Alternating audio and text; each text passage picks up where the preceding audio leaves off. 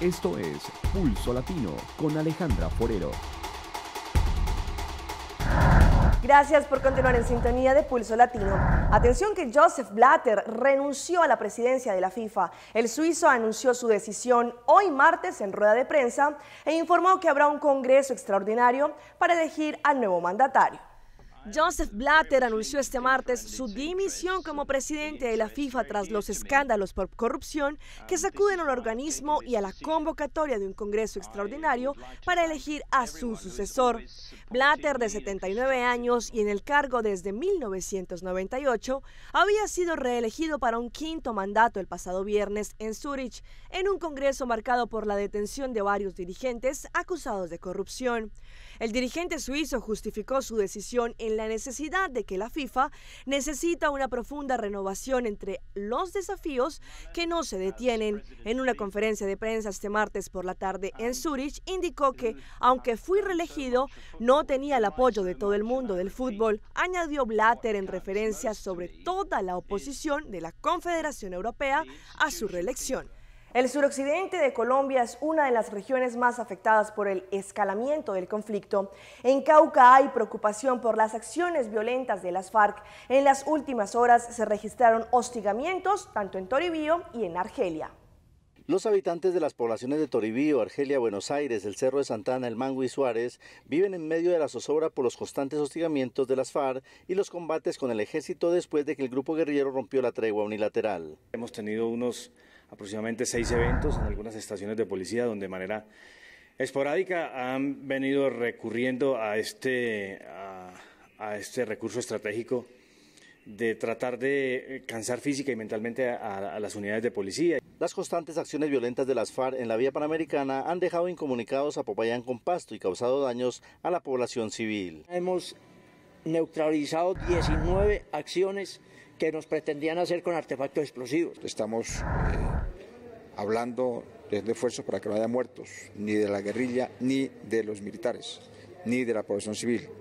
Las acciones de las FARC y los combates han generado el desplazamiento de indígenas y campesinos. El hecho de que la gente no pueda en este momento hacer sus faenas diarias de recolección de alimentos, pesca o caza, hace que la gente en este momento tenga una disposición a desplazarse hacia la cabecera de Guapi. Entre tanto, las comunidades indígenas le exigieron a las FARC devolver al seno de su familia a 3 menores que según los nativos fueron reclutados en los últimos días en el municipio de Jambaló. En Popayán, Freddy Calvache, Noticias Caracol. Las trabajadoras sexuales en Costa Rica piden que se les reconozca sus derechos y se les permita tener un seguro médico, vacaciones y una pensión. Según ellas, están ejerciendo una profesión como cualquier otra, la profesión del amor. Mi cuerpo es mi trabajo, yo decido qué voy a hacer con mi cuerpo. Y hoy por hoy no me siento orgullosa de ser trabajadora del sexo.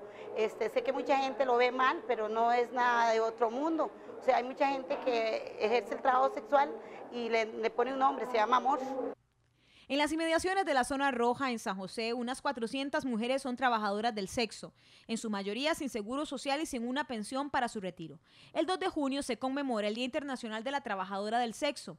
En ese marco, esta población pide que la Caja Costarricense del Seguro Social les apruebe un seguro voluntario y le piden al Ministerio de Trabajo un régimen de vacaciones e incapacidades. Una mujer puede dar 40 años de su vida a un local y después sale con una mano atrás y otra adelante porque el trabajo sexual no está regulado. Entonces las únicas que estamos en desventaja somos nosotras, las trabajadoras del sexo, que ahorita no podemos acceder a una pensión ni nada. Tenemos compañeras que no tienen el seguro social y por lo concerniente no tienen derecho a vacaciones, no tienen derecho a cesantía, no tienen derecho ni siquiera a que las atiendan integralmente. Según la asociación La Sala, en la capital existen unas 2.000 sexoservidoras. Explican que desde hace 5 meses el Ministerio de Salud cerró un sistema de atención médica en el que se les practicaban exámenes de sangre y ginecológicos para verificar su estado de salud.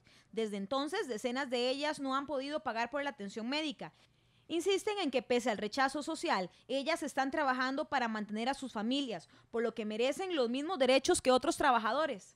Hay más de 100 mujeres que no están siendo atendidas en la zona roja y tienen más de 5 meses de no tener ese servicio. Entonces, ¿cómo estará esa población si no pueden accesar a ese servicio? Estaremos apoyándolas con un proyecto de ley que ellas quieren presentar, respetando totalmente la autonomía que ellas tienen en la decisión de qué son lo que ellas quieren en ese proyecto y apoyándolas con ese proyecto en lo que podamos hacer y en lo que ellas deseen que les apoyemos. En el caso de las mujeres y hombres que venden sexo en los nightclubs, su seguro social entra en la categoría de entretenimiento. Y cambiando de tema, Aruba cuenta con su capital, la cual es renombrada a nivel internacional. El nombre de Oranjestad de inmediato se relaciona con un lugar donde se concentran cientos de turistas diariamente, espacio para hacer compras y, por qué no, para la diversión. Oranjestad estratégicamente está ubicada para darle a los turistas diferentes espacios para conocer un poco más de lo que ofrece Aruba. Oranjestad, Aruba, tiene una mezcla única entre lo antiguo y lo moderno que le da un encanto especial a la capital de Aruba. En esta vibrante ciudad portuaria, en sus calles y centros comerciales, se encuentran las boutiques de las marcas más prestigiosas, pequeñas tiendas y deslumbrantes joyerías. A lo largo de sus calles se encuentran fascinantes edificaciones hermosamente restauradas, como la célebre Stadhuis Verde, donde funciona el ayuntamiento y las parejas llegan a casarse. Un parque lineal bordea la costa desde Oranjestad hasta el aeropuerto. Un nuevo tranvía de última tecnología parte desde la terminal de cruceros y atraviesa la ciudad a lo largo de la reluciente y renombrada calle principal. Oranjestad también es un importante centro de vida nocturna, lleno de restaurantes, cafés importantes y también lounge, bares y casinos. Fuerte Soutman, la edificación más antigua de Aruba, data de 1798 y fue construido para proteger la ciudad de los ataques de los piratas. La Torre Mwilen III fue construida en 1868 y funcionó como faro y torre del reloj. El museo histórico, ubicado entre las dos edificaciones, alberga una exhibición permanente que recorre los principales eventos de la historia de la Aruba y otras exposiciones itinerantes.